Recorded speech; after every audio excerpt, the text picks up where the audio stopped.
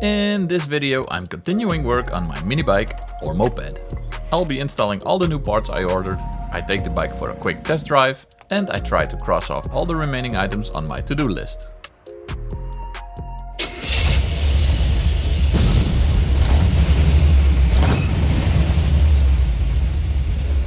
What's up everybody? Welcome back to Wrench at Home. Before we begin, a short reminder. If you like this video, please give it a thumbs up and maybe consider subscribing to the channel. It really helps me out a lot. Lance, I can see you're watching this. Thanks! Today I'm working on my neglected moped again. This bike is a 50cc AGM Cafe Racer Luxury from 2017 that has been sitting in my garage unused ever since I bought my 1980 square body truck. In the previous video you could see me discover some small issues for which I needed to order some new parts. 72 hours later. Those new parts have arrived. I got some bicycle motor oil, brake fluid, a new air filter unit, a new spark plug and a new fuel filter, which was still on its way when I shot this footage. There are quite a few items on the list that still need to be done, so let's get to work. I'll start with refreshing the engine oil. There's a drain plug bolt on the bottom of the engine, and to catch all the old oil I'll use this empty glass jar. I put my bike level against a wall again and secured it with 2 bricks, which are exactly the height I needed. Now I place my glass jar on a piece of cardboard to prevent spilling oil all over my pavement. I loosened the plug bolt with a socket wrench and twist it out by hand while positioning the jar underneath the oil stream.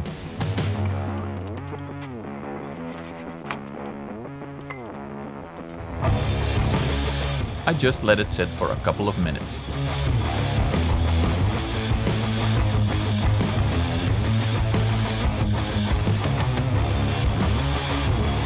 When all the old oil is out, I put the plug bolt back in and remove the dipstick.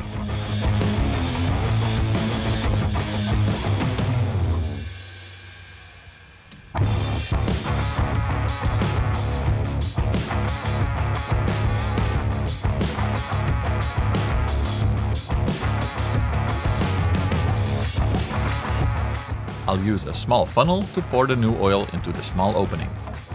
The engine needs about 600 to 700 milliliters of oil, so I'll start with adding 600.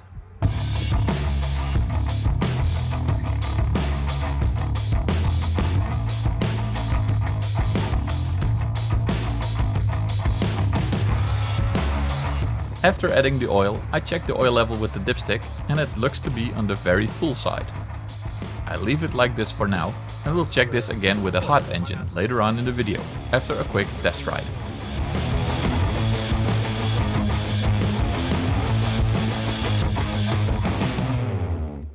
Next up, I'm going to top off the front brake fluid.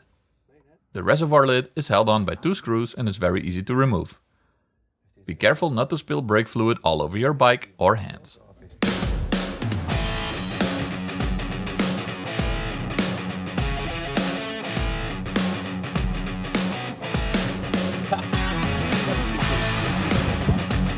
Because of the angle of the reservoir, there really isn't any room for more braking fluid, but by turning the front wheel the fluid level drops just enough.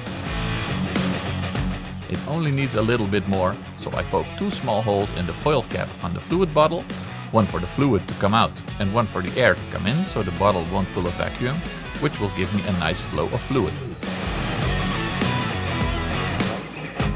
I add a little fluid to the reservoir, put the lid back on nice and secure and wipe off all the fluid residue on the reservoir.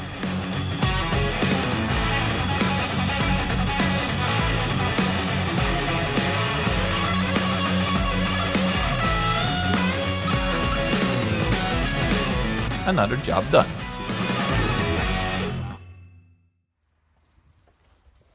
My dad came by on his motorcycle for a cup of coffee. So I thought it would be great if he could assist me with replacing the air filter unit, which is a bit of a hassle on your own.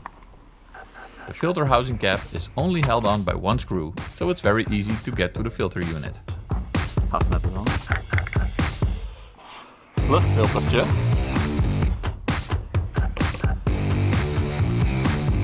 Here you can see the old filter compared to the new one. It wasn't in that bad of a condition, but I find comfort in knowing the bike has a fresh filter on it. And with some quick editing magic, I have the new filter placed on its holder and we can put it back on the bike.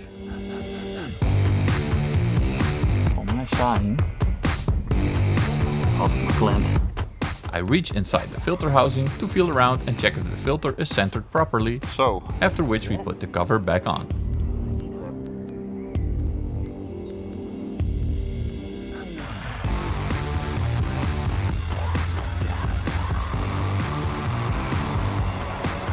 Nou. Another job to cross off the list. Air filter, check. Next item on the list is replacing the spark plug. The single spark plug on this engine is located on the right side of the bike on the side of the cylinder head. I can just pull off the plug wire and remove the spark plug with a spark plug wrench. You could also use a socket wrench with a deep socket for this. The old spark plug looks fine, so I'll save it and store it somewhere as a spare part, just like the old air filter unit. Ja, je mag hem wel even. The new plug comes pre-gapped, but I'm going to check it with my feeler gauge anyway, just to be sure. The gap needs to be between 0.6 and 0.8 millimeters, so I'll be aiming for 0.7 millimeters, which is around 0.028 inches. It's a tight fit, but it was indeed pre-gapped at just around 0.7 millimeters. I apply a tiny bit of copper grease and put the spark plug back into the engine block.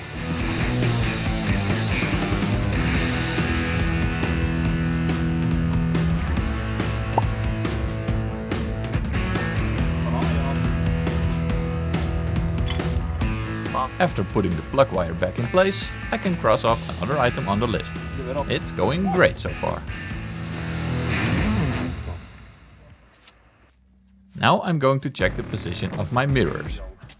I replaced my stock mirrors with these bar end style mirrors because I could only see myself in them. Which isn't a bad thing, of course, but in traffic it's nice to be able to check for cars coming up behind you. Zo. These mirrors have two Torx bolts that have to be tightened, one on the top and one on the side where the mirror screws into the handlebar.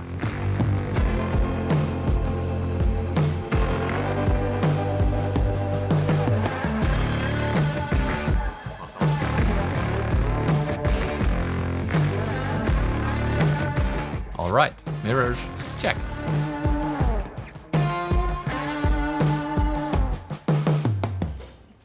Because my fuel filter was still making its way to my house, I deemed it time for a test drive. Benzinekraantje. Let's see if I can get the engine to start and keep it running. Kijk, hier kan ik daar hier met tegen doen, hè? Kijk even wachten we draaien, hè? Dat is weer. Zo hier.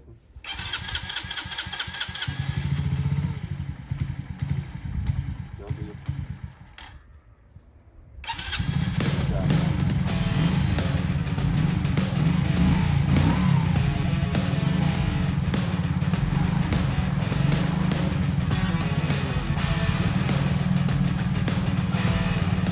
Awesome, she runs. I let her warm up while I say goodbye to my dad, after which it is time for a small drive around the block.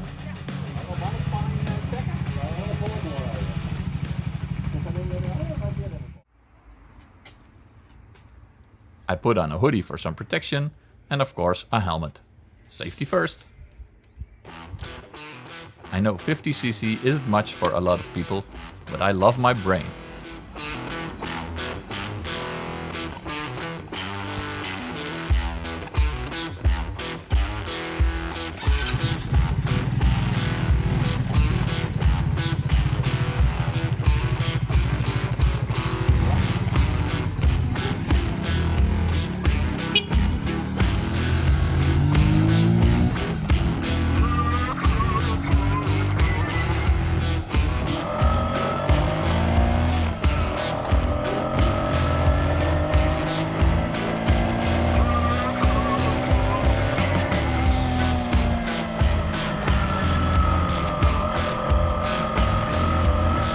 A little longer than a few minutes later.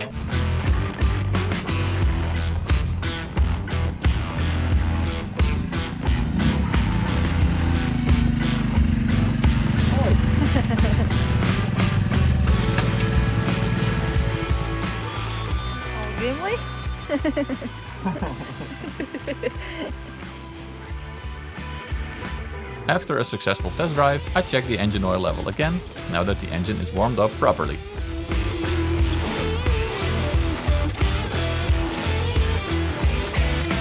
The oil level at the side glass looks perfect, but after a clean dip with the oil dipstick, it looks like it could use just a little bit more.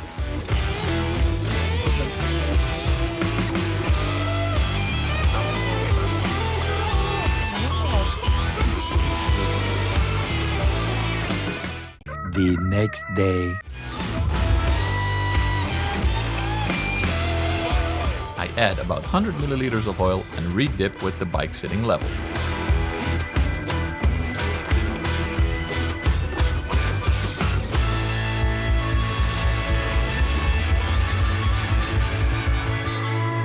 Perfect. And now it's time for the thing that took the most time of all the items on my to-do list, the sticky throttle handle. As you can see, the throttle handle just stays in any position instead of springing back to idle. You get used to it, of course, and after a short drive you know you have to turn the handle back yourself, but it's not ideal. So, time to take the handle apart and see if I can find anything that's causing this issue. The handle is being held together with two Phillips head screws and can be flipped open after they have been removed. The handle grip itself is attached to a cable that goes to the throttle valve in the carburetor. It seems like the cable mechanism is working fine, because now suddenly the handle returns like it's supposed to.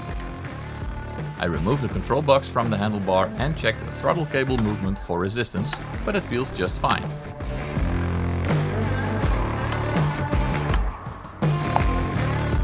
I spotted a small piece of plastic sticking out on the handle grip, so I trimmed that down, but this wasn't causing any of my issues.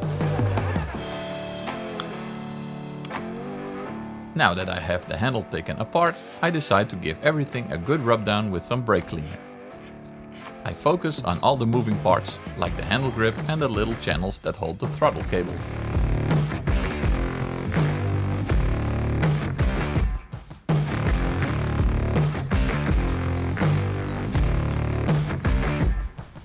I also clean the inside of the control box.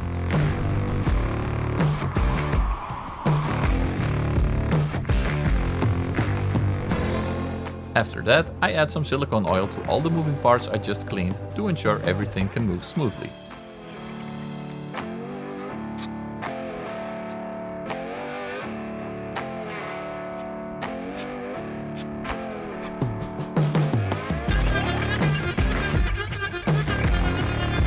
I try to spray a good amount of oil inside the throttle cable sleeve, so I know for sure that the cable itself isn't causing any problems.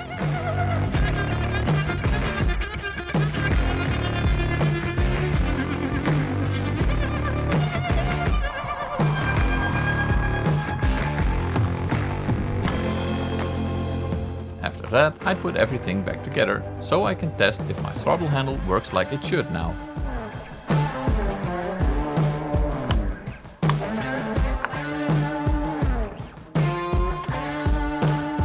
It sure looks like it.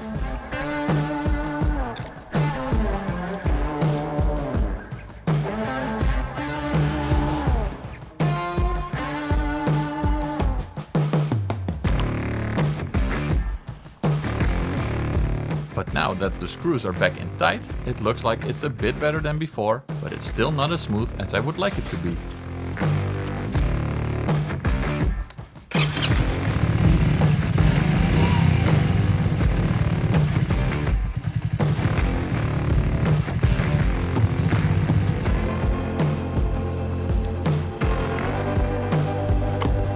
You can see here that when I pull back the control box, the throttle handle is immediately springing back to its idle position, so something in there is still causing friction.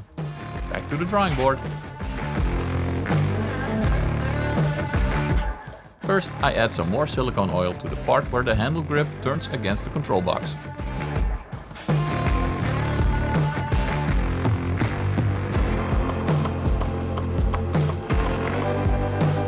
Because that didn't change anything, I decide to take it all back apart.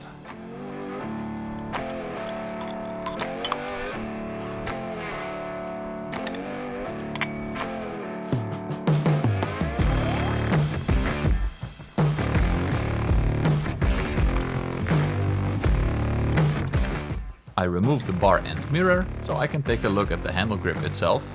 Maybe there's something on the inside that's causing this friction.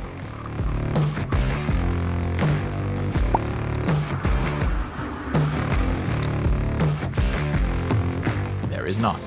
So my next idea is to sand down the side of the handle grip a little bit, creating some more space for it to twist. That's a pretty rigorous approach, so before I do that, I want to check one more time if the handle grip can turn freely on the handlebar.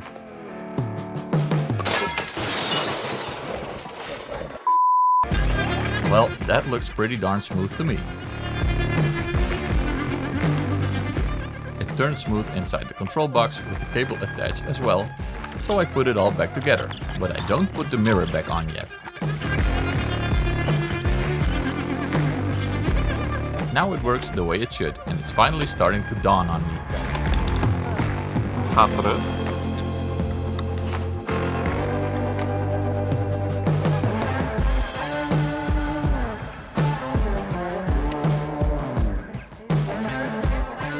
With the mirror back on, the handle turns a lot less smooth, so that's where I need to look. Maar het zit nu wel weer heel dicht hier tegenaan. If you look closely, you can see a little lip on the handle grip that sticks out and rubs against part of the mirror. Now with the mirror bolt loosened up a little, the handle grip return immediately works again. Ja, ik ga dat gewoon wat afhalen. Dat ga ik doen. So I take everything back apart again, so I'll be able to sand down the little lip on the handle grip. My belt sander will make quick work of this.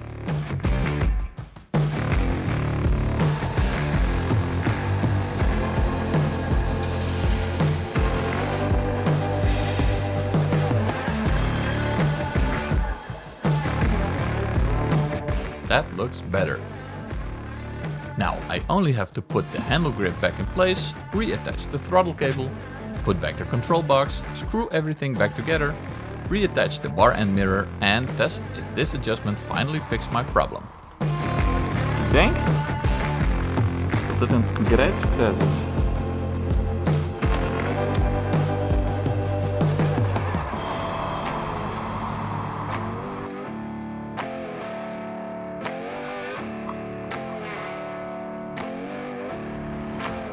Won't you look at that? What a difference removing a millimeter of rubber from the throttle grip can make.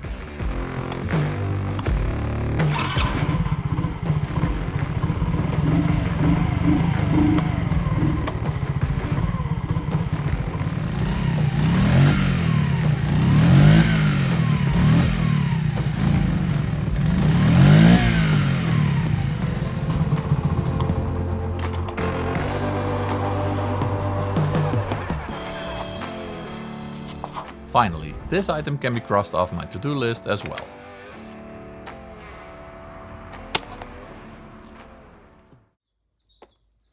Next up, the two final quick jobs that still need to be done. Greasing up the chain and replacing the fuel filter, which in the meantime has been delivered. I just used some simple bike chain grease in a spray can for this and used my trusty piece of cardboard to protect my pavement from grease overspray.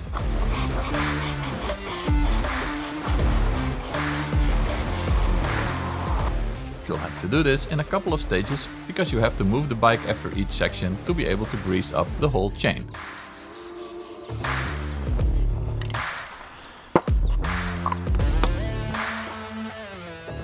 Another item crossed off the list. Now only one to-do item remains, the fuel filter. I wanted to replace this filter before the test ride, but I got the wrong part delivered, so it took a bit of extra time for me to get the right one. But now it's finally here, so let's get right to it. The fuel filter is located underneath the tank, right in the middle of the fuel line that runs to the carburetor. The fuel hose is held on by two small clamps, which can be easily removed by hand. I have a rag handy for any fuel that's sitting in the fuel line, but because the fuel switch is closed, there wasn't anything in there.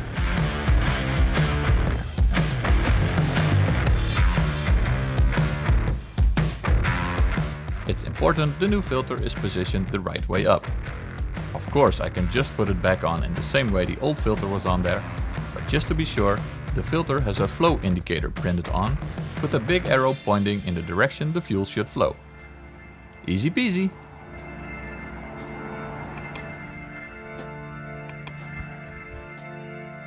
slide the hoses back on the filter nipples, move the hose clamps back into place, and she's all done. Nice and clean.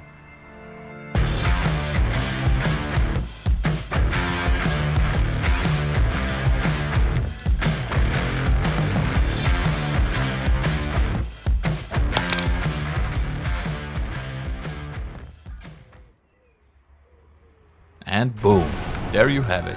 All items on my to-do list completed. My bike is completely ready to take on the summer.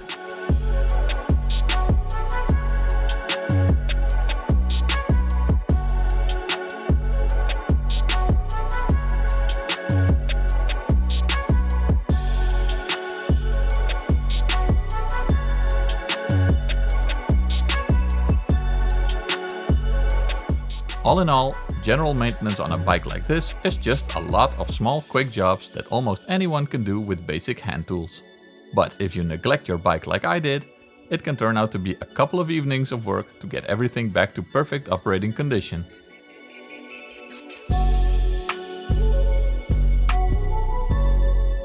If you liked today's video, please leave a thumbs up and maybe consider subscribing to the channel.